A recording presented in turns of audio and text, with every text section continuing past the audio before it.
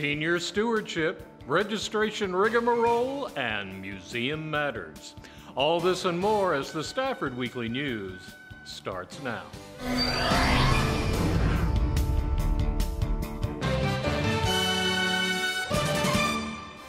Welcome to the Friday, September 1st edition of the Stafford Weekly News. I'm Randall Williams. Meals on Wheels is an essential service for our senior citizens, run by an organization called Fort Bend Seniors. They have a new executive director, and he sat down with us for an introduction.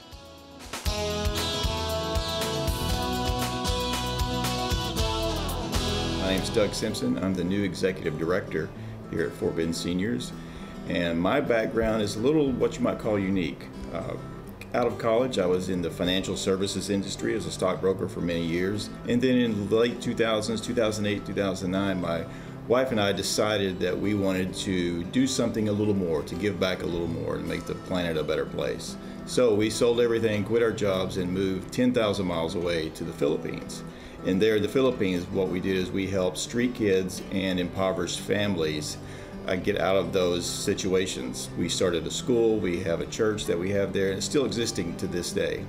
So when we decided to come back to the States, it was at a point where I had to decide, really, did I want to get back into the financial services industry or stay in something more along the lines of a nonprofit? And it was really after spending almost a decade in the Philippines, I knew I had to stay in the nonprofit sector. So at that point, what I did is I started working locally here in Fort Bend County with Second Mile Mission Center in the Missouri City area. I knew that I had to take my background in the business world, combine that with my background in the nonprofit world, and this is seemed to be a perfect spot for me to land. We've been in place since 1974, so we've served, this year we're on pace to serve about 400,000 meals to seniors in Fort Bend and Waller County. So not only do I want to keep that level of service available, I want to see that expand, and that's through potentially partnerships here in the county, whether it's with government or other agencies and organizations, as well as expanding our donor base and looking at adding more and more volunteers all the time. This type of program it's not unique. You definitely need to have the financial background, you need to have the leadership background in order to do that. But what I find in nonprofits is you really need a passion for what the nonprofit does. You really need to buy into the service that's being provided. In our case, we're providing that to seniors in Fort Bend County. So I think that mixture of the business background with the nonprofit background and the passion to serve those in our community really makes for a win-win for the situation here at Fort Bend Seniors. As a matter of fact, I personally, as my parents have gotten older, I've seen them start to use services like Fort Bend Seniors. So that's really opened my eyes to what a great service it is for those in our community. I was kind of fortunate in timing in that 2024 will mark our 50th anniversary. So I will definitely be playing on that, looking at what we've done and celebrating the past 50 years and looking forward to the next 50 years as we go forward in serving our seniors. And we just want to continue to expand and grow the number of people that we help, the places that we go, potentially open new congregate centers. We have 8 congregate centers throughout the 2 counties now, and we're looking to just, our missions to help seniors to remain active and independent. So any way we can do that, we're really looking to add to the services that we already have and through resources and also partnerships in the county. Well, I hope that they look to us as a friend, as someone who comes into their home every day, not only just to give a meal. It's much more than that. What we do is more than that. It's a safety check, it's a wellness check, it's making sure that they have someone to talk to on a daily basis. Many of our seniors live alone, and this could be the only interaction they have every day. So I want to make sure that every interaction we have with our seniors is quality and it's driven from a place of love, a place of service for them. Number one, that's our priority, is the seniors. So I want to make sure that from myself on down, that we're all focused on that, and that's what we do, and that's how we do it to serve ultimately all the seniors that we can.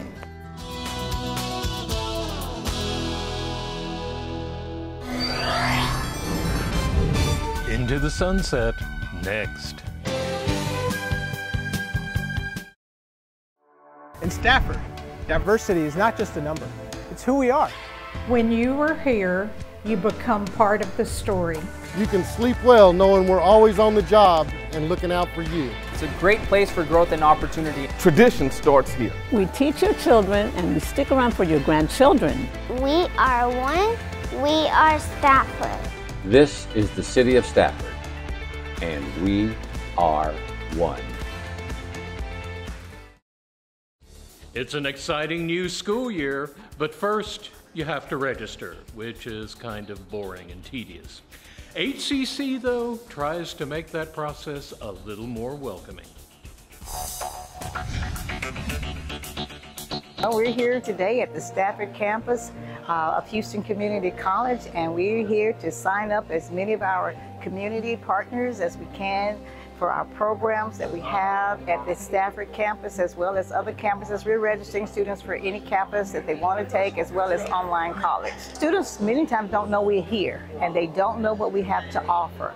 Oftentimes they are not aware of the great programs that transfer to four-year institutions. They're not aware of our certificate programs. Today provides an opportunity for us to share with the community and people all over the city of Houston what we have to offer that we believe will help them and give them a cutting edge when they get out and try to compete in our society. First, the great thing is that if you registered for the fall registration, you are entering into to win a $500 scholarship. So that's awesome right there, first off, okay? And so then you're here to receive the services to make sure that what you had did at home is accurate. So you have no, barriers, no challenges. You know you are ready to go for August the 21st, without a doubt. And then just to come and socialize, get to know, look around, see where your class is gonna be, because we do have Welcome Week that will start on Monday. So this is a great start to come out and engage collaborate with the departments and, learn about ACC. And so we're so excited for our students for the fall 2023. Like I'm still in 2022, but we're in 2023 and we're just so excited for our new Eagles to come in, and we have so much planned for them for Welcome Week. So this is just the beginning. This is not even the start. This is just the beginning. You can always judge a college by its graduates, and this week we visit with one of HCC's who has continued to grow and serve with the college. Initially, when I came to HCC, it was primarily because I knew I wanted to go to college. However, the universities were quite expensive and I didn't qualify for financial aid there. My aunt was an adjunct professor here at the time, and she said, hey, why don't you go check them out? From a cost perspective, it worked better for my family, and that's how I ended up here. Initially, I didn't know what my field of study would be, so I ended up doing an Associate of Arts, which basically captured all of my basic classes, your core requirements, and that gave me some time to make a decision later on what I wanted my actual field of study to be. My studies at HCC were challenging. However, I was provided the opportunity to be a work study student, and through that opportunity I got some mentorship that was able to help me decide more along the lines of what I wanted to do long term. After I graduated, I continued to be employed at HCC. I did try to go off to Sam Houston State for a year or two. We had some family issues and I had to come back home, and then we took some time off. But recently, literally just in May of 2023, I finished my bachelor's in interdisciplinary studies at the University of Houston downtown. Right now, I am responsible for managing 4 of the cashier offices. I'm responsible for A-Leaf Hayes, Bissonnette, Spring Branch, and Katy. My team helps students with their refunds, making payments on their classes, anything in regard to their financial accounts. I've been doing that for 19 years. That, not actually being a manager, but I have been in the business office at HCC for 19 years, working my way up work study, part-time, full-time, and now I'm management. And one of the things that's most important to me is remembering my experience here as a student, and it wasn't always the best. So in my role, I try myself and also my staff to make sure that we're helping the student the way we would expect ourselves to be helped. Right now, this week, I started as a part-time campus manager in addition to my current role. So that'll give me some facilities experience. That'll give me some other things to put on my resume that'll help me in the long term. And then maybe I'll go into campus management or project management. So many opportunities here that are now open to me because I was able to complete my bachelor's degree. HCC allowed me the opportunity to continue my education while being able to be mentored and also mentoring other students, staff, and anybody that I'm able to help.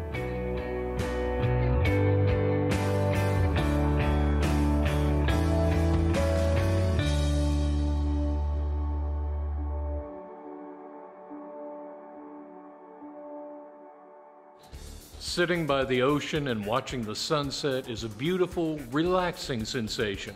The sort of thing you wish you could experience at will.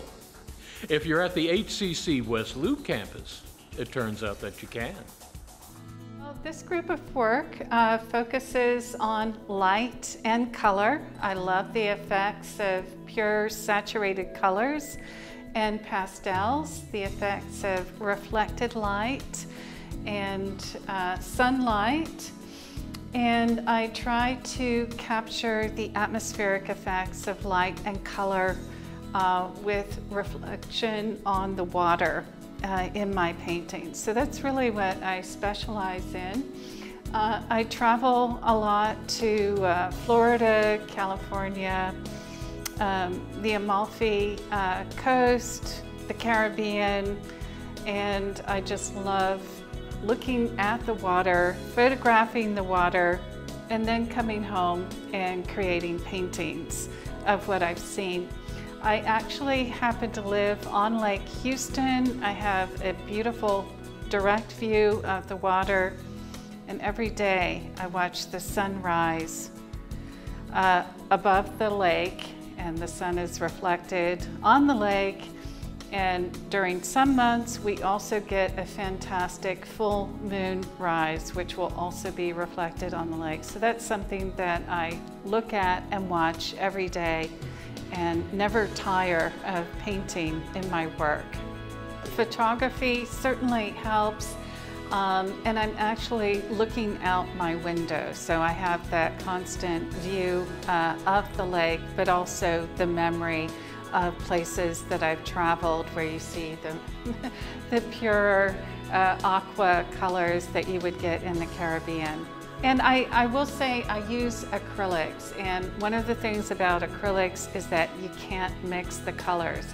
You really, almost like watercolor, you have to get it right the first time. And acrylic looks best when you use pure, bright colors and apply them directly to the canvas. So that explains some of the effects that I get in my artwork. It really just derives from the media.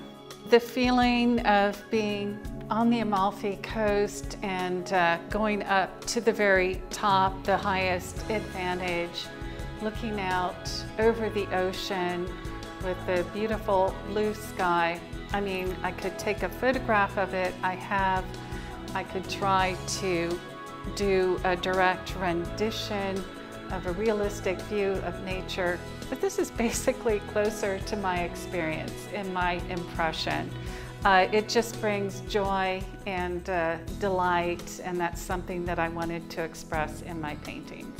I've been teaching at HCC since 2008. I love the HCC program. I love the HCC students. And of course, we like to encourage our students as much as possible if they're interested in following degrees in art or art history.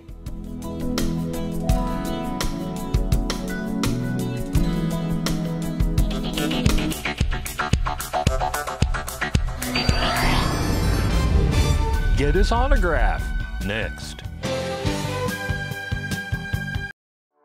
In Stafford, diversity is not just a number, it's who we are.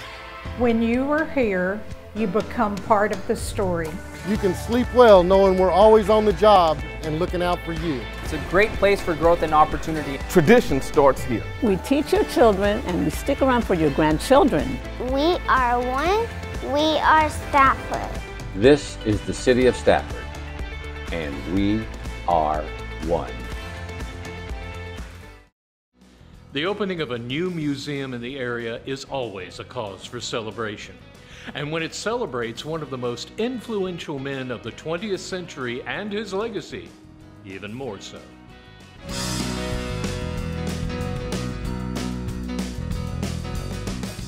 A new and entirely unique building opened recently at the Beltway 8 Frontage Road and Briceville School Road, the Eternal Gandhi Museum. Richard, we have been working on this museum since 2016, and it is the first ever freestanding museum in all of Americas dedicated to Mahatma Gandhi to preserve and promote his everlasting legacy of nonviolent conflict resolution. The museum has been designed with 3 sections in mind. The first one is his journey, which demonstrates how Gandhi transformed himself from a child of fear to a man of freedom.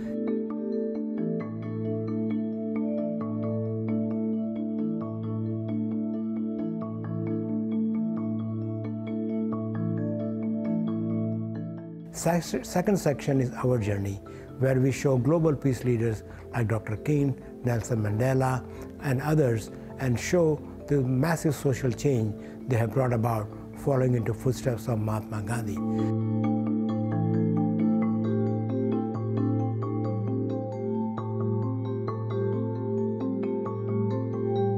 And then the third and the final section is my journey. Now that I have seen what Gandhi did, what others have done, so what am I going to do to make this world a better place to live in?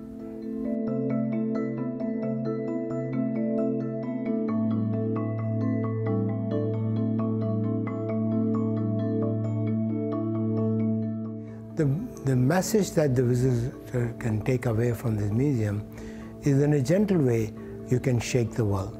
You don't have to be violent. If Gandhiji could resolve a conflict as large as rule versus the slave simply using non-violence and truth, we certainly can try and do that in our own lives. So if the visitor can take with him or her the message that resolve your conflicts non-violently, then that'll be the best message they can take from here.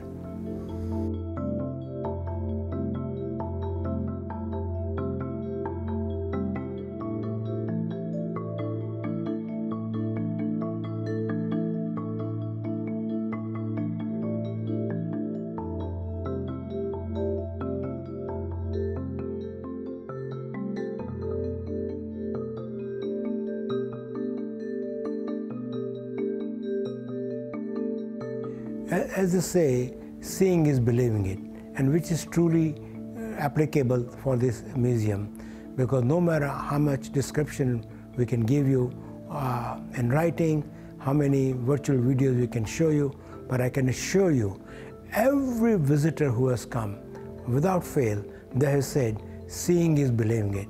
You just can't grasp the scope and extent of the museum until you come and visit. So we invite you to come and visit and help spread the word. Thank you so much. For Stafford Weekly News, this is Randall Williams. Thomas the Tank Engine is a childhood favorite that you know either from your kids or because you were a kid at some point. Well, he dropped by Rosenberg for a recent celebration at the Railroad Museum.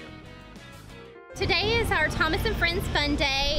A fun day happens usually on the 4th Sunday of each month, and we try to do a different theme for each day to kind of offer some fun educational enrichment activities for the kids and families. It's also a day where our Houston area G-Gaugers, which is a G-Scale model train hobby club, and they come out and run their trains on our Garden Railroad, and they have a lot of fun and unique trains, and it's a great group of people. We have Thomas and Friends trains running on all of our model train exhibits. So our Garden Railroad is our largest model train exhibit. It's a G-Scale, and it is located outside, so we have some fun Thomas and Friends trains on that layout. We have 7 train layouts in our model train room located in our education station, and those all have themed Thomas and Friends trains running on them. We also have some really fun activities for the kids to enjoy. We've hidden some Thomas and Friends all around our grounds, so there's a fun seek and find. If they find them all, they win a prize at the end. This summer has been very busy for us. We've had large field trip groups all summer long, and this year especially, we had our normal educational field trips, but we were lucky enough to be granted funding for an outreach program. So that allowed us to go into the community and partner with certain organizations to bring those children to the museum who otherwise wouldn't ever be able to come to the museum. So in September, we have Discovery Day on September 9th. It's a Saturday. We have, it's a free community day, so bring the whole family out, enjoy free admission, and all of our exhibits will be open and staffed, so people can tour at their own pace. It's also going to be our cornhole fundraiser, and so our cornhole fundraiser, this is the second annual one. It'll be held here right on the grounds. We also have a Superhero Fest coming up in October the 14th. Our fall festival is superhero themed this year, and so we're going to have a lot of fun of that. The staff and our volunteers will be dressed as superhero fans. We have themed activities, bounce houses, a ride-on train, food trucks, and so that is going to be a ton of fun. 2023 has been a comeback year. We've really seen our crowds return. We've seen our educational field trip return. We've launched a new outreach education program. So we're so grateful for everybody coming out today to our Sundays Fun Days. You know, being a part of the community and offering a place where families can come and learn together and experience that in a fun environment is our passion. Of course, we want to communicate how relevant railroads are. They were essential to the development of the United States, and they still are essential in everyday life functions. And so we hope people come out and learn about the history of railroading, learn about the relevance, and then learn about the science behind it. There's so many fun engineering and things that are tied to railroading, and the kids love to learn about that type of things, and we like to find fun ways to do it. So we always have something going on. So check out our Facebook page, check out our webpage, rosenbergrailroadmuseum.org.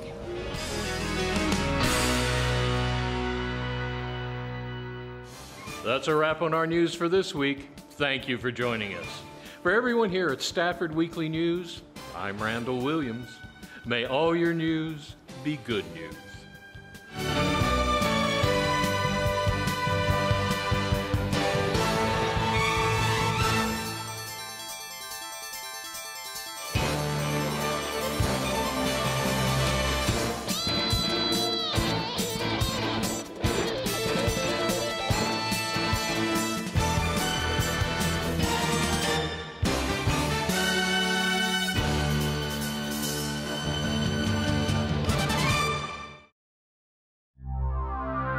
This program was produced on the Stafford campus of Houston Community College. Every minute counts in a poison emergency. That's why Poison Help is standing by 24 hours a day, 7 days a week, in over 100 languages. Hello? To help you figure out what to do and where you need to go. And if you just have a question, that's okay too. Save time in a poison emergency. Save Poison Help as a contact in your phone today. Visit poisonhelp.hrsa.gov to learn more, or call your local poison center at 1-800-222-1222. Hey Bobo, do trees tell each other stories? I'm sorry, I'm afraid I don't know that. Hey, why don't we go find out? Listen. Do clouds take naps? I couldn't tell you. Dad, do stars visit their friends? Look!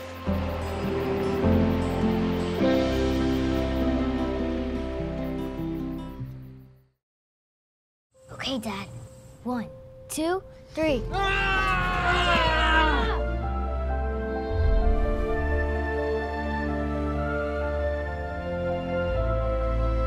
You saved me!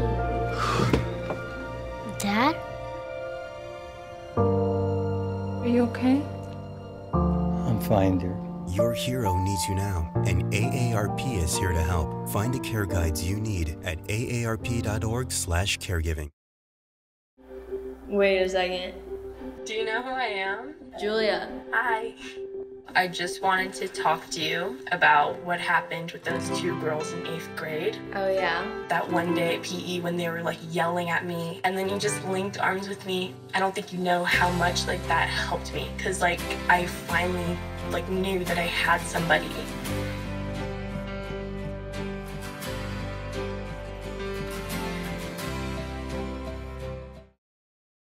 Honey, what I think you need is a socket wrench. I played JV basketball. I'm sorry. I don't think it looks right. This is good, and it's all good, baby. Is it really all good?